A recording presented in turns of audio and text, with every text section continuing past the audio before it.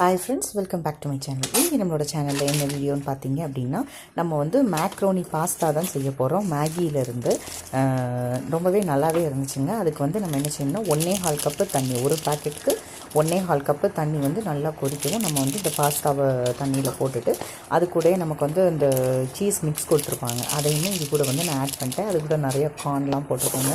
நல்லா இருந்துச்சுங்க. நல்லா மிக்ஸ் பண்ணிவிடும். ஃபஸ்ட் நீங்கள் கிண்டையில் ரொம்ப கெட்டியாக இருக்கிற மாதிரி தான் தெரியும். பட் அது ஹீட் ஆக ஆக வந்து மிக்ஸ் ஆகிக்கணும். பின்ன இது என்ன பார்த்தீங்கன்னா, நம்ம ஹை ஃப்ளேமில் வச்சா இது வேகவே செய்யாதீங்க. எவ்வளோ தண்ணி ஊற்றினாலும் ஹை ஃப்ளேமில் இது வந்து ஒர்க்கே ஆகாதுங்க.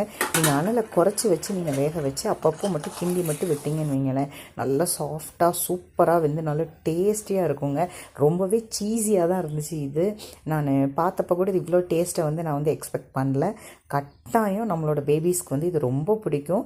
அதுவும் வந்து இது வந்து ரவையில் தாங்க செஞ்சது, அதனால் ரொம்பவே ஹெல்த்தி தான்.